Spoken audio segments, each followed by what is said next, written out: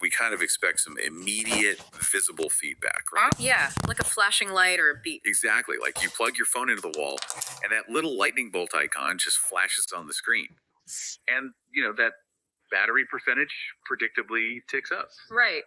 It's totally measurable. Yeah, it's binary. You're either connected or you're not, and the results are just they're right there in front of your face. It creates this psychological comfort loop for us. I mean, we really like things we can measure, things that prove to us right away that a system is actually working. Right. But when you step into the realm of spiritual theology, that neat little power meter just, it shatters. It completely disappears. Yeah. We're suddenly looking at a landscape that's hidden entirely in plain sight. Like you're staring at something that appears completely ordinary to the physical eye, yet it claims to hold the ultimate energy source of the universe. Which is a huge claim to make. It really is. So how do we even begin to interact with a power we can't actually see? Well, that right there is the central tension of the text we're diving into today. Yeah, so for everyone listening, our mission for this deep dive is to unpack this specific text. It's chapter 1, the Divine Eucharist, originating from a work by Father Stefano and translated by Ong Tam. Right. And what's fascinating is that the author doesn't waste any time treating this as some, abstract, lofty philosophical theory. No, not the text insists this is a literal roadmap for operating in the physical world. And the anchor for this entire roadmap is introduced immediately with just one word, which is Emmanuel. From Matthew 1.23, which translates to God with us. Mm-hmm. And I think the with is the key there. Not God observing from a distance, not God cheering us on from the sidelines, but God actually literally with us. Exactly. The author builds absolutely everything on that premise. Because, if you treat Emmanuel as just a nice metaphor. Like a poetic idea. Yeah, exactly. If it's just poetry, the rest of the text will just read like a list of, pious suggestions. Right. But if you accept the premise that the divine has actually entered the physical material of our world, well, then it demands a total paradigm shift in how we perceive reality itself. Wow. Okay. So let's unpack the mechanics of that reality. Because before we figure out how to apply it to our lives, we really need to understand what this actually is. And the text lays out 3 core truths regarding this Eucharistic mystery. The foundational pillars, basically. Right, the pillars. So the first one is the real presence. And the text is fiercely explicit about this. It states that Jesus is truly present in the tabernacle and in the Eucharistic host with his body, blood, soul, and divinity. We really need to pause on those terms because, they're heavy. They are. Body, blood, soul, and divinity. Right. The text is forcefully pushing back against the idea of just a symbol. Think about how often we use symbols in daily life to remember things. Sure. Like having a photo of your family on your desk at work. Perfect example. The photo brings them to mind. It might even evoke an emotional response, But the photo is just paper and ink. It's not actually your family. Exactly. The text is arguing that the Eucharist is not a photograph of a historical event. So it's like the ultimate spiritual supply line. I was thinking about this like climbing Mount Everest. Oh, that's a good analogy. Right. Because if you're pushing into the death zone at like 29,000 feet, where the atmosphere literally cannot sustain human life, a beautiful high-resolution photograph of an oxygen tank is completely useless to you. It's not going to do a thing for you. A symbol of oxygen won't keep your organs from failing. You need the actual physical tank. You need the real presence of oxygen. Yeah. And the text is claiming that the Eucharist is that actual oxygen tank for the human soul. That Everest analogy holds up perfectly when you look at the second core point the text makes, which is that it's the ultimate gift. The ultimate gift, okay. Yeah. The author describes this as the greatest possible gift God could give humanity, born out of just boundless love. The logic here is that an infinite being who is driven by infinite love couldn't possibly give humanity anything less than himself. Because if he gave a symbol, it wouldn't be infinite. Exactly. To give a symbol would be to give something finite. God giving himself is the only truly infinite gift. Which naturally powers the third core point in the text, eternal nourishment. Right. So this isn't just an object to be admired from afar. It acts as a vital source of strength, like literal spiritual food that's meant to sustain and elevate the soul on its journey toward eternal life. It's the fuel.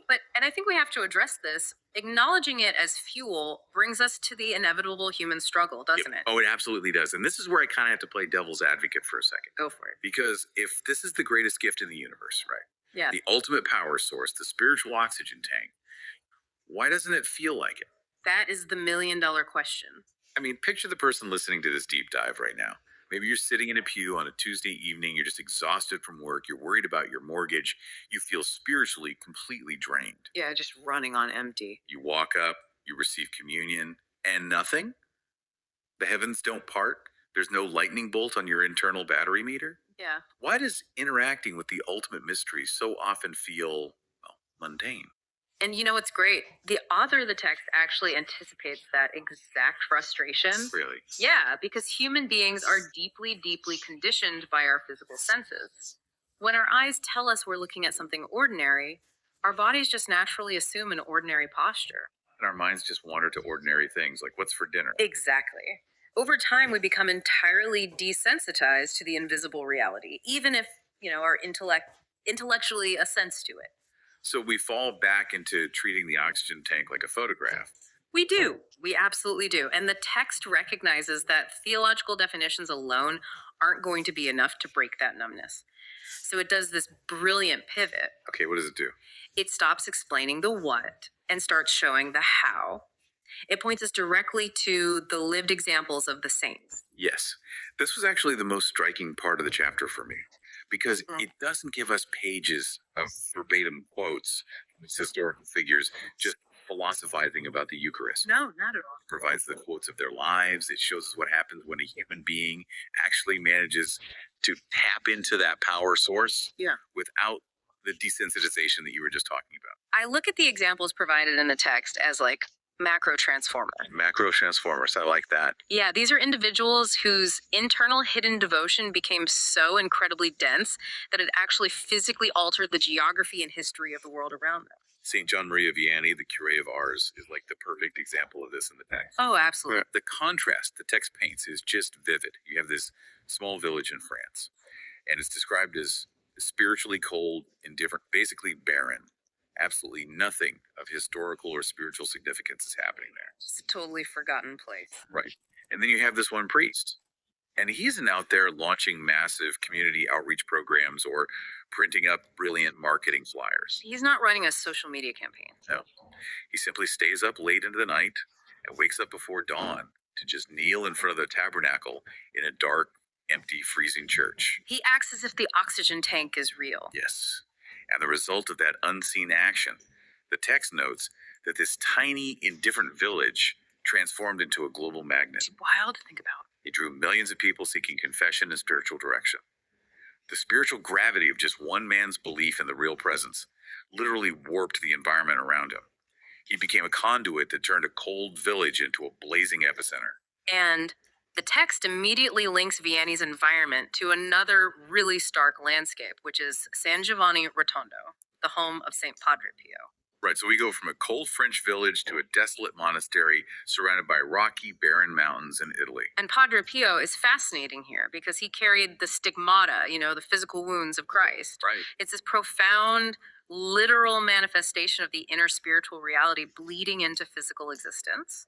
And through his intense life of sacrifice and his absolute tethering to the Eucharist, that desolate rock in Italy became a spiritual support system for the entire world. It's basically the text proving its own point, isn't it? Right. The power radiating from the Eucharist overrides the barrenness of any landscape, whether it's an indifferent town or a rocky mountain. Exactly. And then the text shifts from these geographic transformers to figures who focus purely on propagation, like St. Peter Julian Eimard.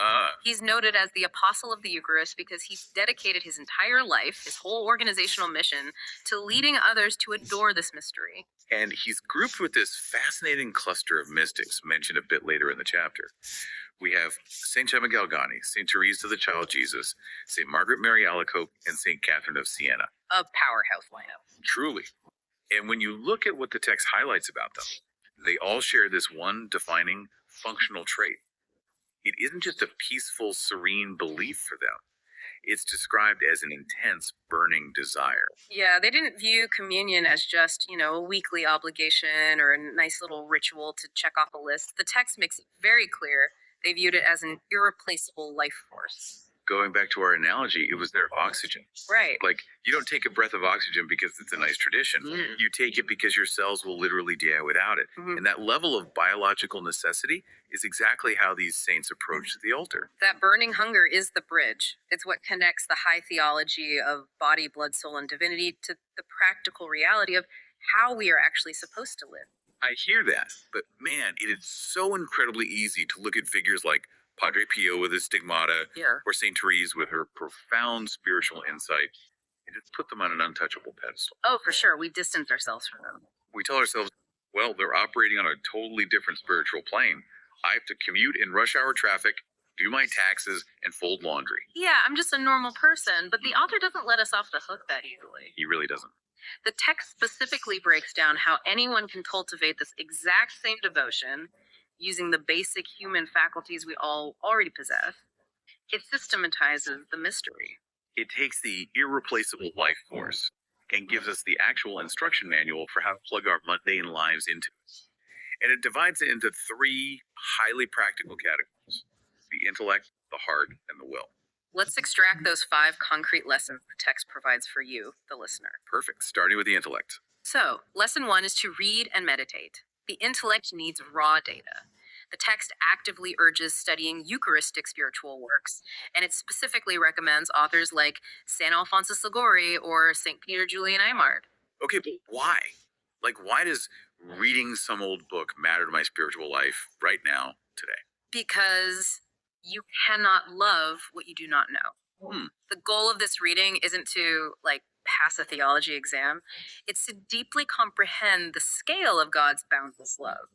When your intellect finally grasps the sheer magnitude of what the Emmanuel concept implies, that the creator of the cosmos has confined himself to a piece of bread out of love for you, that data feeds the heart. It's like studying the schematics of a high performance engine before you turn the key. Yeah.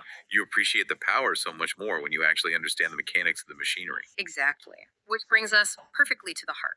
Lesson 2 is to foster the hunger. Once the intellect understands the gift, the heart must be trained to desire it. The text urges us to intentionally cultivate an eagerness to receive communion, mirroring that irreplaceable mindset of St. Gemma Galgani. And I think the word cultivate implies work. It does. You don't just wake up with a burning hunger. Yeah. You have to actively remind yourself, amidst all the noise of the day, that you need this fuel to survive. You kind of have to manufacture the desire until it becomes second nature. And once the intellect is reading and the heart is hungering, the text moves to the will. This is where the theology really collides with your daily routine. The text breaks the will down into 3 distinct lessons. Okay, what's the first one for the will? Lesson 3 overall is to practice daily virtues. Meaning, bringing the reality of the Eucharist into the highly mundane, often really frustrating moments of your day. The text explicitly lists humility, sacrifice, and patience. Look at the logic here, right? The Eucharist is presented as the ultimate act of God's humility hiding divine glory in ordinary elements. Yeah. It is the ultimate sacrifice. Therefore, if you are consuming that reality, you have to mirror it. So the way you treat the coworker who takes credit for your project, or the person who cuts you off in traffic, is directly tied to your understanding of this mystery. 100%. If you harbor pride while consuming the ultimate act of humility, you're basically creating a spiritual short circuit. That's a great way to put it. Now, lesson 4 takes that concept of the will even further into the physical realm. It calls for discipline, specifically telling us to guard the senses. Okay, I have to push back on this I one. thought you might. Humility and patience, I get. I understand that. But why specifically guard the eyes, the tongue, and the hands in relation to the Eucharist? Like, what does my scrolling habit on my phone or a little bit of gossip at the water cooler actually have to do with a theological mystery on an altar? It goes right back to the very first word we discussed, Emmanuel, God with us. In the physical world. Exactly. The Eucharist asserts that God is truly physically present in material reality. So if you are consuming that reality, you become the physical conduit for that divine life force in the world. Oh, wow. Your physical faculties, what you choose to look at with your eyes, the words you form with your tongue, the actions you perform with your hands, those are the literal interfaces between the Eucharist and your community. So we are the pipes. You are the pipe. If your eyes are consuming cynical or degrading media, if your tongue is tearing people down through gossip, if your hands are acting selfishly, you're clogging your own pipe. That is heavy. You are physically blocking the grace you received at the altar from ever reaching anyone else. That completely reframes the entire concept of religious discipline for me. It isn't just about being some puritanical rule follower who avoids bad things. Not at all. It's an engineering problem. You guard your senses to maximize your capacity to transmit power. You're keeping the supply line clear. Which leads perfectly to the final application of the will, lesson 5. Visit and unite. Okay. The text instructs us to diligently take physical action by visiting the Blessed Sacrament, participating in adoration, and making spiritual communions whenever receiving physical communion just isn't possible. Because action solidifies the intention.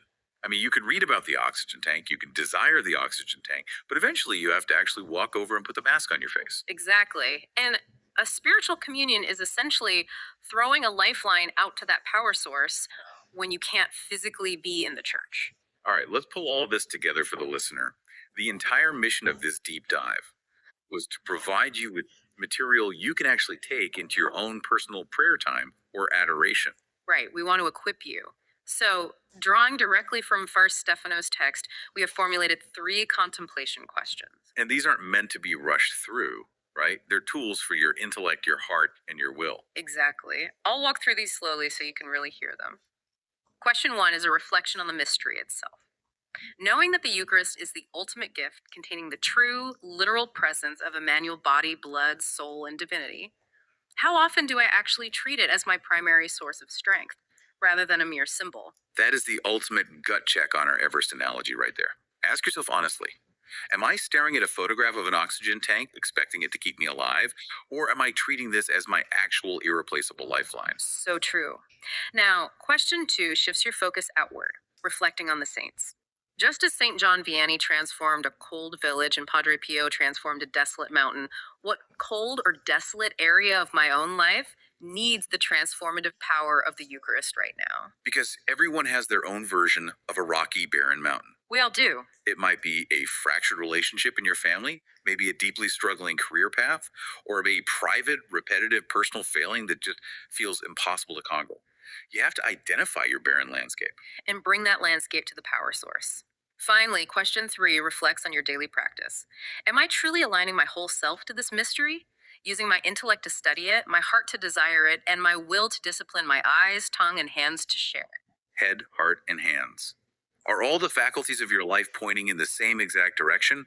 Or is your tongue undoing what your heart desired at the altar? Those are 3 incredible anchors for your next holy hour.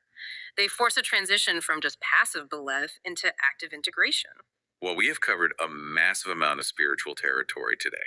We unpacked the staggering reality of Emmanuel, the real presence, the ultimate gift, and the eternal nourishment hiding in plain sight. But we did. We saw the undeniable proof of this power through the macro transformers, saints like Vianney, Pio, and the mystics who viewed communion as a biological necessity. We walked through the engineering manual for the soul, right?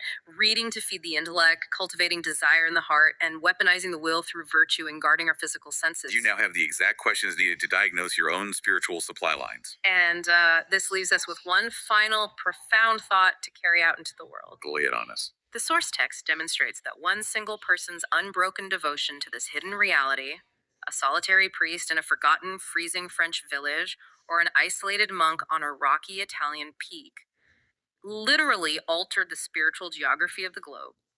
The ripple effects of one clear conduit are entirely incalculable. It really makes you look at your own surroundings differently. It should. So, as you step away from this deep dive and back into your daily routine, consider this. If you were to actually align your intellect, your heart, and your will to this irreplaceable life force, keeping your conduit totally clear, what everyday environments around you, your chaotic office, your stressed household, your local community, might experience a total spiritual revolution without you ever having to say a single word? Wow. We don't need a visible lightning bolt on a battery meter when we have access to a reality that can overwrite the barrenness of the world. Thank you for joining us on this deep dive.